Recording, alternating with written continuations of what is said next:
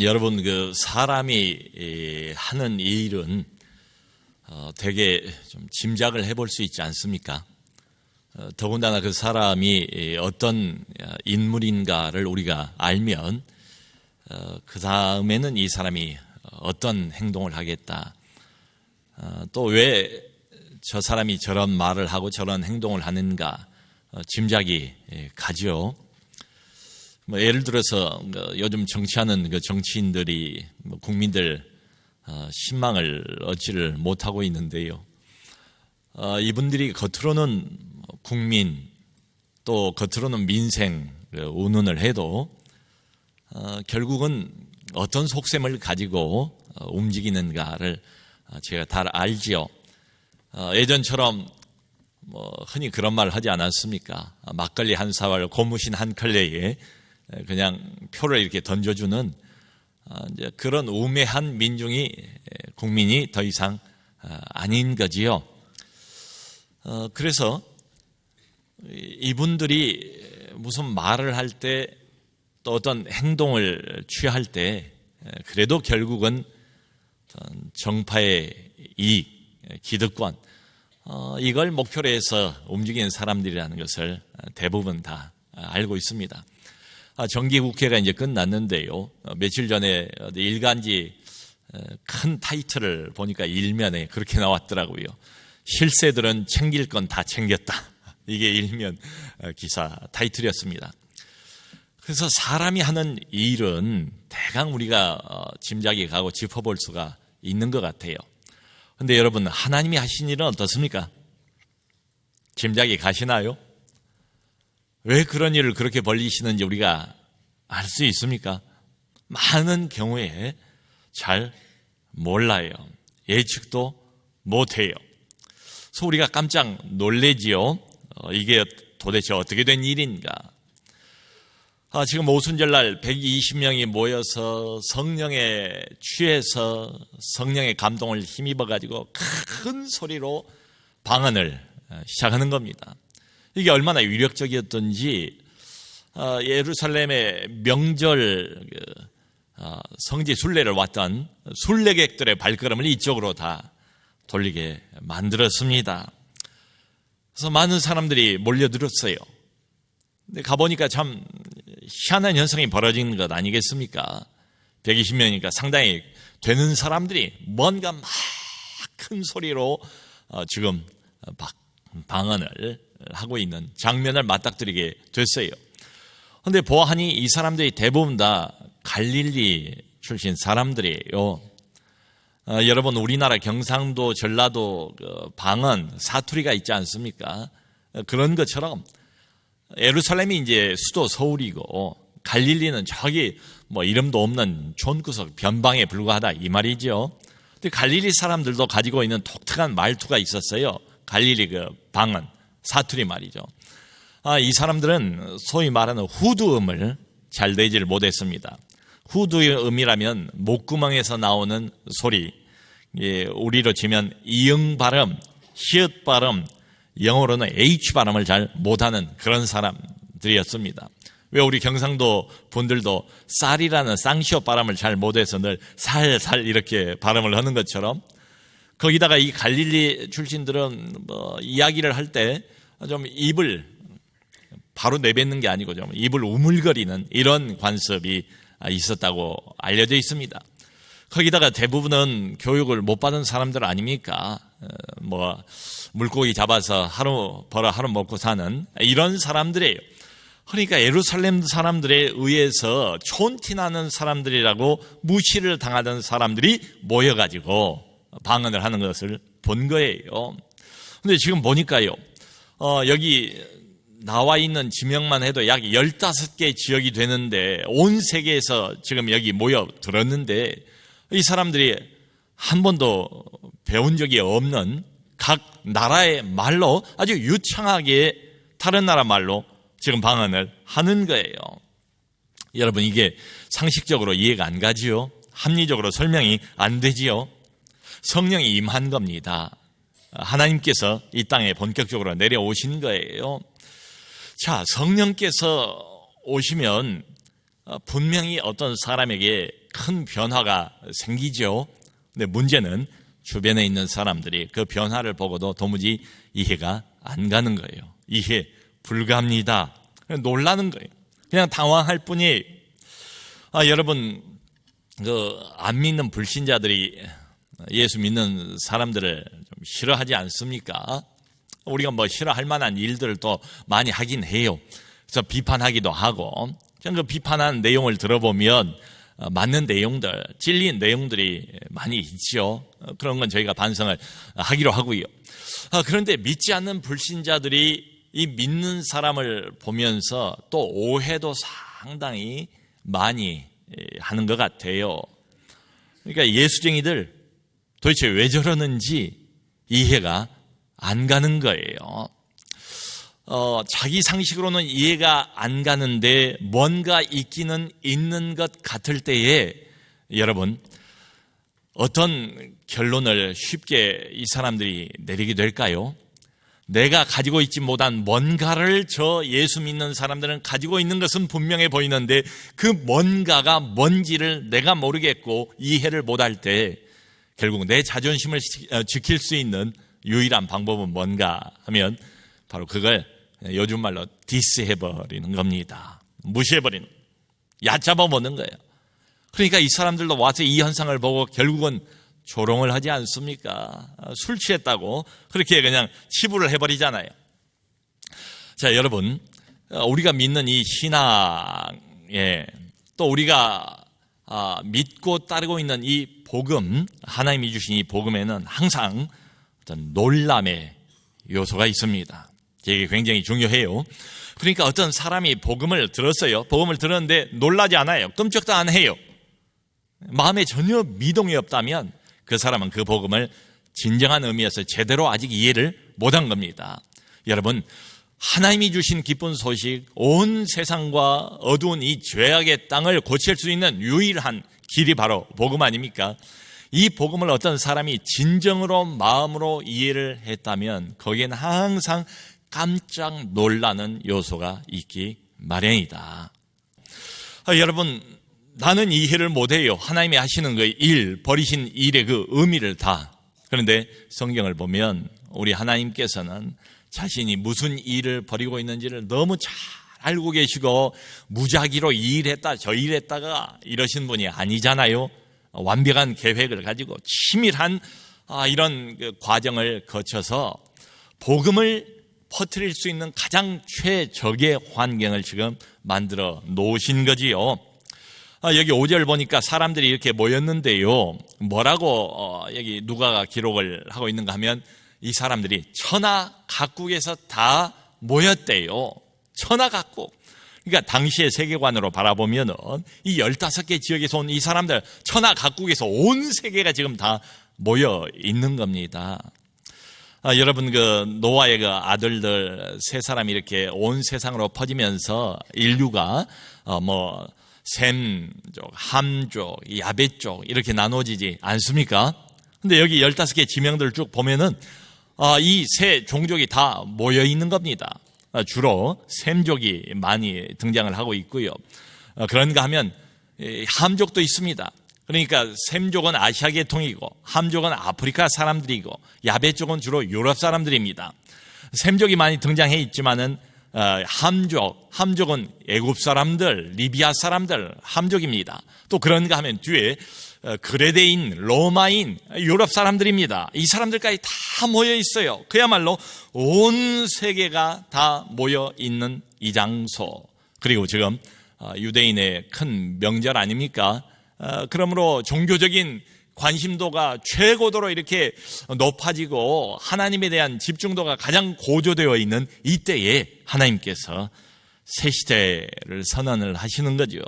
은혜의 시대가 열렸다는 것을, 성령 시대가 개막되었으며 교회 시대가 본격적으로 열렸다는 것을 우리 하나님께서 선언하시는 장면입니다.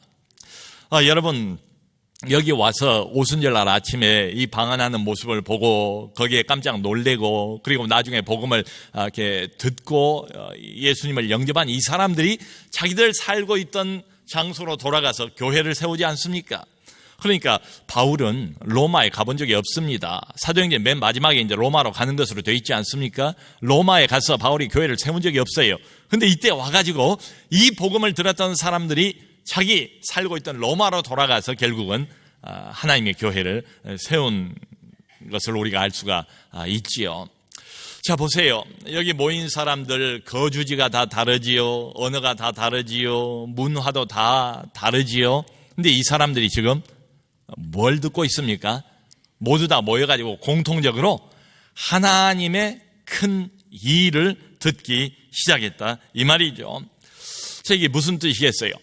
이 사람들이 방언을 하는데 내용은 딱 한 가지입니다. 공통적으로 무엇을 그렇게 외치고 선언하고 선포하는가 하면 하나님께서 버리신 큰 일, 복음의 일, 하나님의 하나밖에 없는 아들 예수를 십자가에 못 박아 죽이고 온 세상을 구원하고 당신의 죄를 용서하시고 초청하신다는 그 위대한 하나님의 큰 일을 본격적으로 이 사람들이 선언하기 시작하는 겁니다. 그러니까 눈앞에 벌어진 이 기이한 현상, 초자연적인 현상, 자기들이 이해 불가인 이 현상의 본질은 뭔가 하면 하나님이 하시는 일이다, 이 말이죠. 자, 여러분, 중요한 것은 눈앞에 벌어지고 있는 이 기적, 표적, 초자연적인 알 수 없는 현상에 사람들의 시선을 묶어놓는 것이 아니라 곧바로 어떻게 합니까? 하나님께서 그들의 시선을 돌려서 하나님 자신을 바라보게 하고 있는 이런 장면입니다. 우리가 흔히 이제 듣는 은사주의 운동, 무슨 성령 운동이 건강하게 진행이 되느냐, 아니면 곁길로, 엉뚱한 길로 나가서 오히려 교회에 해를 끼치는가, 그 분기점이 되는 게 바로 이 지점입니다. 이게 바로 분수령이에요. 사도행전은 최초의 부흥 아닙니까? 하나님이 아주 대단한 능력과 그리고 초자연적인 이런 방법으로 우리를 찾아오시는 장면들이 여기저기 많이 기록이 되지 않습니까? 심지어는 죽은 사람을 베드로가 살려내기도 하고 바울도 죽은 사람을 또 살려내는 이런 기적까지도 나타나는 게 사도행전 아닙니까? 자, 그런데 여러분, 사도행전 보면 사도들이 이런 놀라운 초자연적인 하나님의 역사가 일어났을 때에 단 한 번도 그 기적 자체, 표적 자체, 초자연적이고 기이한 현상 자체에 사람들의 시선을 묶어놓은 적이 없습니다. 기적이 일어났어요.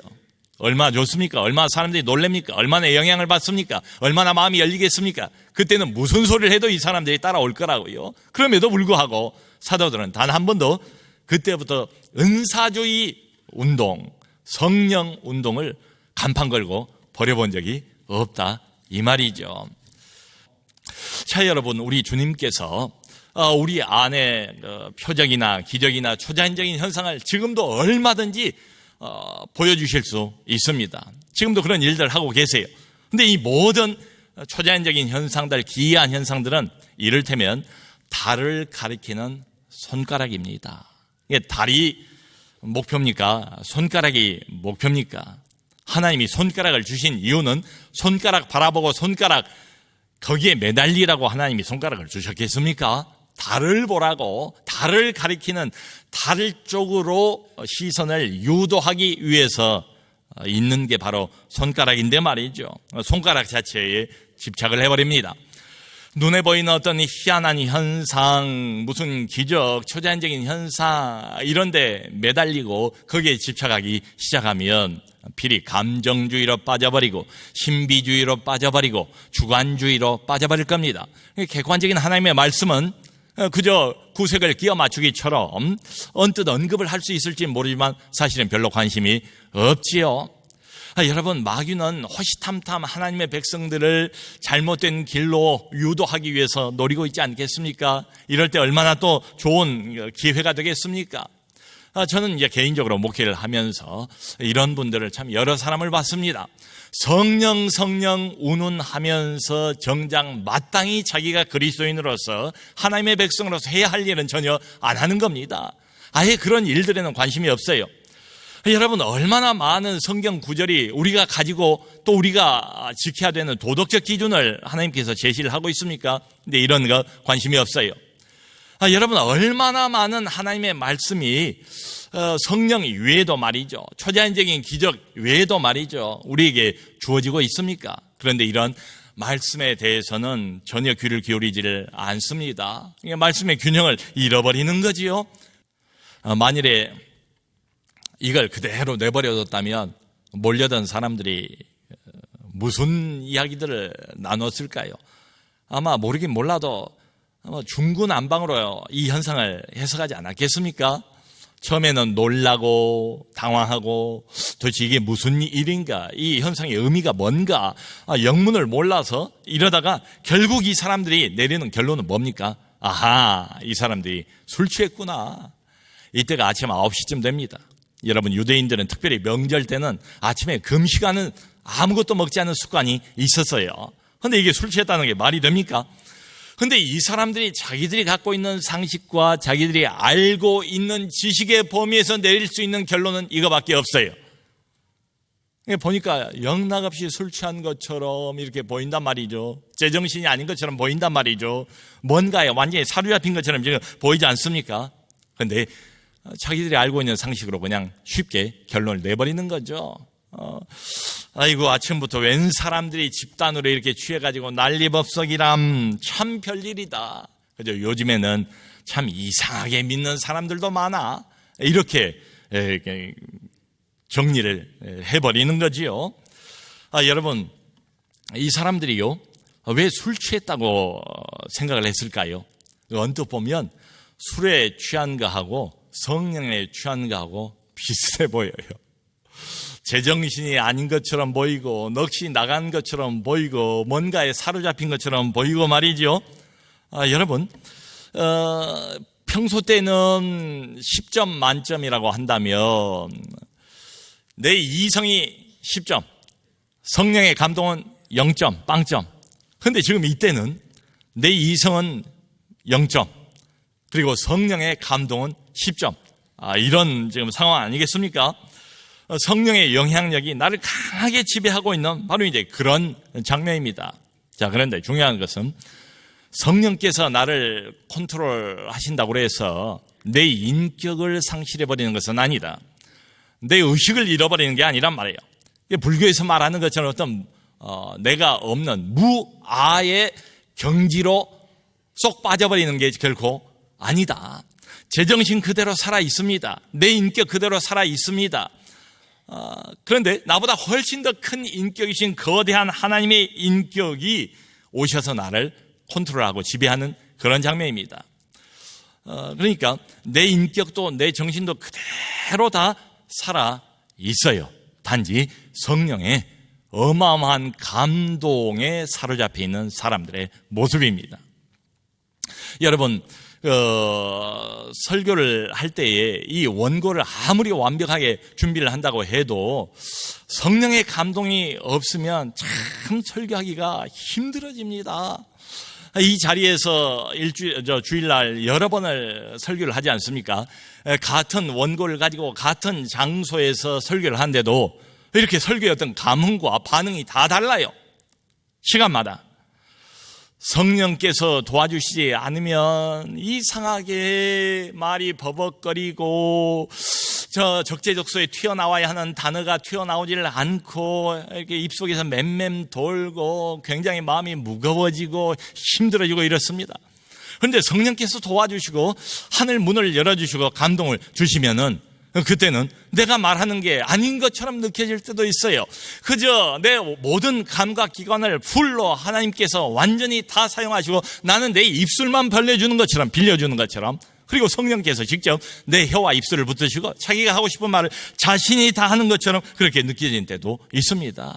여러분, 이게 성령 충만입니다. 우리의 인격이 사라져버리고 우리의 은사가 사라져버리는 게 아니라 나의 인격, 나의 은사, 나의 모든 감각기관을 다 살려내셔서 100% 사용하시는 것, 이게 성령 충만입니다. 자, 하나님께서 지금 오순절날 벌이고 계신 일이 이런 일입니다. 도대체 이 사람들을 이렇게 풀로 100% 사용하셔서 무슨 일을 벌이고 계시는 것인가? 존 스타트 목사님이 이런 말을 했어요.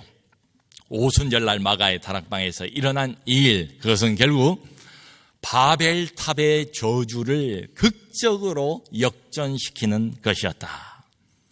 성도 여러분, 그 바벨탑 사건 아시죠? 창세기 11장에 나오지 않습니까? 인간들이 하나님보다 더 자신들을 높이기 위해서 계속해서 탑을 쌓아가지 않습니까? 하나님이 보시고 안 되겠다. 그래서 이 사람들 탑을 더 이상 쌓지 못하도록 언어를 혼란하게 만들지 않습니까? 그러니까 그 전까지는 언어가 하나였어요. 뭐 영어 배울 필요 없어요. 이태리말 할 필요 없어요. 언어가 하나니까. 그런데 하나님께서 그 순간 언어를 혼란하게 만드시니까 의사소통이 안 되는 거예요. 위에서는 벽돌을 올려달라고 그러는데 밑에서는 물동이를 올려다 주고 이러니까 어떻게 탑을 계속해서 지어나갈 수가 있겠습니까? 그만 중단이 되고 온 세상의 사람들이 흩어지게 됐지요. 그게 바벨탑의 저주입니다.